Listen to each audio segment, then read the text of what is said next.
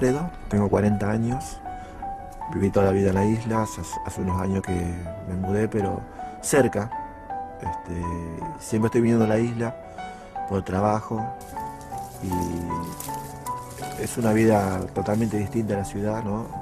Nada que ver el mover de que es en la ciudad con la isla, tranquilo. Me dedico a muchas actividades, electricidad, albañil, no tengo un oficio, digamos, fijo. La verdad que he hecho de todo un poco, ¿no? Trabajos insólitos de repente, ¿no? Que nunca pensé que iba a hacer. Pero me gusta la aventura. Ahora me gusta aprender muchas cosas. Por ejemplo, este curso de primeros auxilios, para mí es muy valioso. Me hubiese gustado seguir una carrera secundaria, universitaria, pero no tuve esa suerte. No sé, todo lo que se me viene a la mano, la posibilidad, trato de aprovecharlo, ¿no?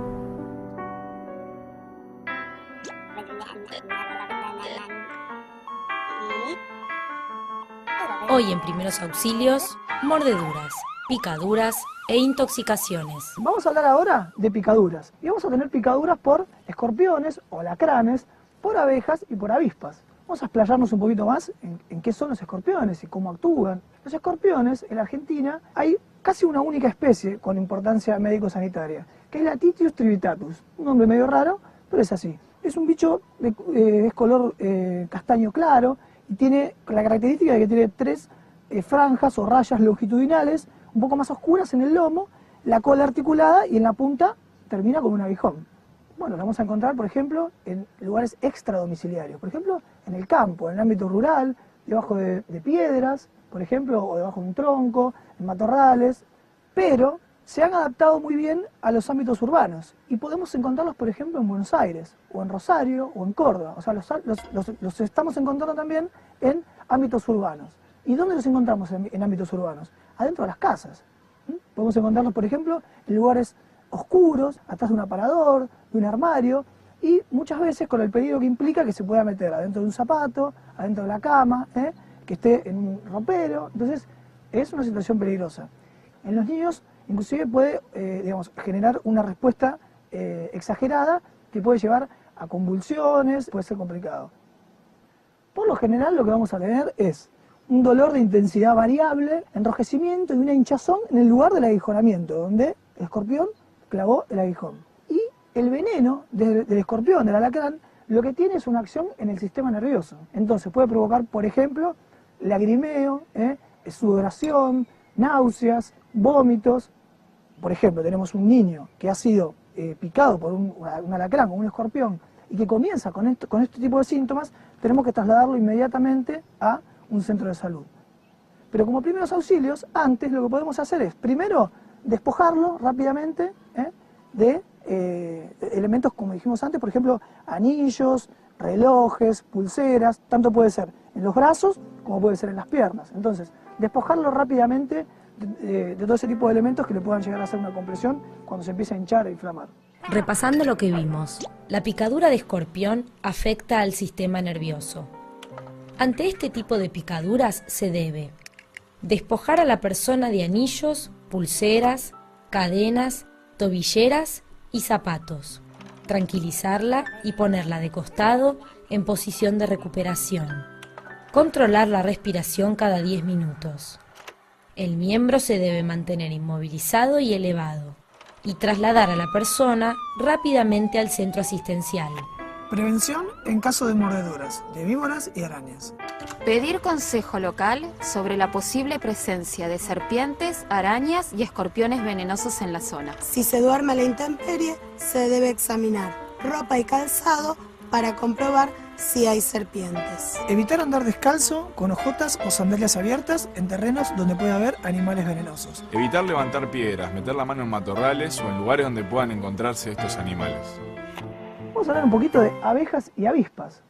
Generalmente los incidentes con este tipo de insectos, las abejas y las avispas, van a ocurrir en verano, en primavera, cuando las plantas están floreciendo, cuando hay más polen, y las abejas y las avispas van donde está el polen. ¿Alguna vez a alguno lo ha picado una abeja o una avispa? Sí, sí, en la cara, en la mano, que es lo más frecuente de la picadura. Exacto, que son las zonas expuestas del cuerpo, ¿sí? En los brazos, puede ser en las piernas. Cuando me picó lo que ¿Qué sentiste? sentí un ardor profundo y algo como que inmediatamente se me hinchaba. Exactamente, lo que se forma es como una pápula, ¿está bien? Que es como una formación sobrelevada de la piel rojiza y que es una sensación quemante, con mucho dolor. Pero el problema viene cuando nosotros ya fuimos picados una vez por una abeja o una avispa. ¿Por qué? Porque nosotros ya estamos, nuestro cuerpo está sensibilizado al veneno de este tipo de insectos. Entonces, ¿qué es lo que pasa? Si estamos sensibilizados, podemos tener una reacción alérgica desmesurada, y eso puede, digamos, podemos llegar a perder la vida. ¿Quiénes son más frecuentemente que ocurra esto? Los niños. Y voy a contarles una cosa. El aguijón de la avispa es distinto que el de la abeja. El aguijón de la avispa es liso como una aguja. El aguijón de la abeja tiene un borde como acerruchado, como si fuera un serrucho. Entonces, cuando la abeja pica, al querer salir, desprende como una bolsita, que esa bolsita es la que tiene el veneno. Y el aguijón queda clavado y por eso la abeja después muere, cosa que no pasa con la avispa. Entonces nosotros, como primeros auxilios, ¿qué vamos a hacer ante una picadura de una abeja o una avispa? Tranquilizar a la víctima. Claro, muy bien. En principio, sobre todo si es un chico, tranquilizarlo. Se va a estar muy asustado y le va a doler, es un dolor quemante, un dolor intenso. Y bueno, primero tranquilizarlo. Después tomamos una tarjeta plástica, un pedazo de papel o de cartón o algún objeto similar y haciendo tipo palanca, sacamos el aguijón. ¿Por qué no sacarlo con pinza ni con los dedos? Porque si es de abeja, tiene esa bolsita o ese saco con veneno, que si nosotros lo apretamos para querer sacar el aguijón, vamos a introducir más veneno adentro. Pero si esa persona, sobre todo los chicos, comienzan con algún tipo de síntomas, por ejemplo, náuseas, vómitos, diarrea, malestar general, o por ejemplo, que tengan algún tipo de síntomas, por ejemplo, de asfixia, que le empieza a faltar el aire, que se sienta que se ahogan, rápidamente, inmediatamente hay que ir a un centro asistencial. Repasando lo que vimos. Las picaduras de abeja y avispa presentan como riesgo la posibilidad de desarrollar una reacción alérgica que requerirá asistencia médica para controlarla. Ante estas picaduras se debe quitar el aguijón raspándolo hacia afuera con el borde de una tarjeta plástica o similar. Lavar bien la zona afectada con agua y jabón. Sobre la picadura, aplicar hielo envuelto en un trozo de tela durante 10 minutos. Retirar y repetir el proceso.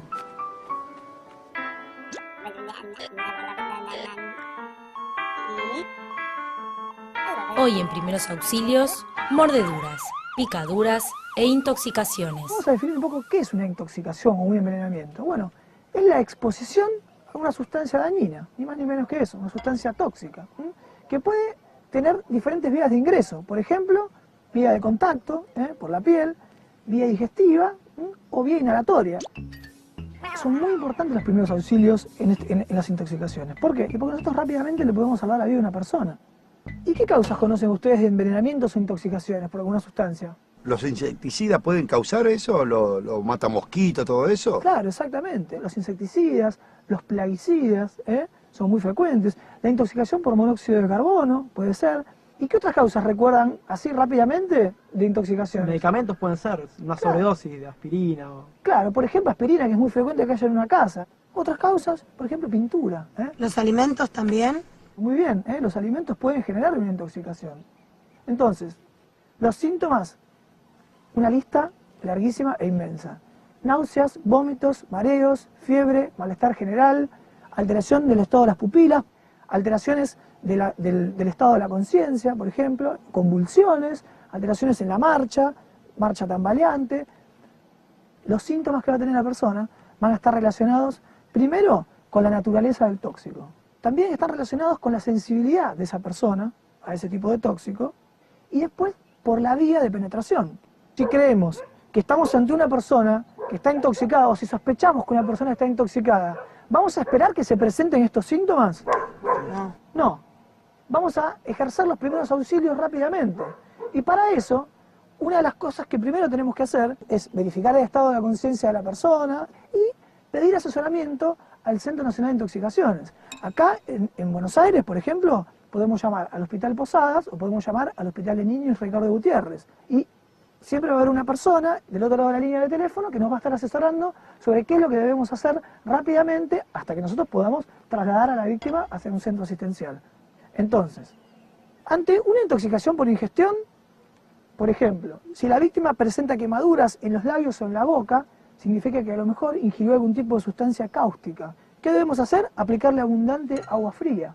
Liberar las vías respiratorias. Recuerden siempre esto. Si esta persona que ingirió algo vomita espontáneamente, traten primero de ponerse guantes y cuidarse ustedes, ¿eh? Y si no, de alguna manera meter la mano en una bolsita de plástico, de nylon y juntar un resto de ese vómito. Como dice acá, para poder analizarlo. Repasando lo que vimos. Cuando se produce una intoxicación, se debe llamar siempre al centro de toxicología para pedir orientación. Ante una intoxicación por ingestión, en caso de que la víctima presente quemaduras en los labios o en la boca, se le debe aplicar abundante agua fría. Las vías respiratorias se deben mantener libres de secreciones. Si se presentan vómitos, siempre hay que recoger una muestra para que el mismo pueda ser analizado y colocar a la víctima en posición de recuperación. Los recipientes que estén cerca de la persona intoxicada deben ser llevados a una institución de salud, con el fin de que su contenido sea analizado. Lo que no hay que hacer en caso de intoxicaciones. No se debe administrar sustancia por vía oral a una víctima inconsciente. No se debe neutralizar el veneno con jugo de limón o vinagre, al menos que lo indique un médico. No se debe utilizar un antídoto para todo uso.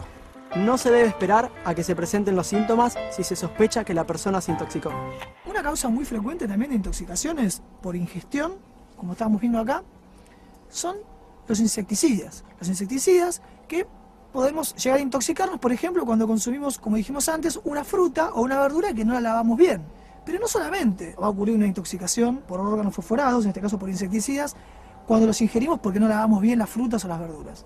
También pueden tener intoxicaciones por contacto y por inhalación de las pulverizaciones las personas que trabajan en el campo y están aplicando esos productos a esas frutas y esas verduras. Si la intoxicación se produce por contacto, se deben quitar las ropas que estén contaminadas, lavar la zona con agua y jabón, vigilar la respiración y demás signos vitales y trasladar urgentemente a un centro asistencial. Una de las causas más frecuentes de intoxicaciones que nosotros vemos en los hospitales es la intoxicación por monóxido de carbono. Es muy frecuente, sobre todo en hogares donde hay gaseros, donde hay una mala combustión, entonces se puede producir este gas que es un veneno, que es tóxico. Nosotros lo que tenemos que hacer es rápidamente sacar a la víctima de ese lugar que está cerrado. ¿Se le puede dar de tomar algo?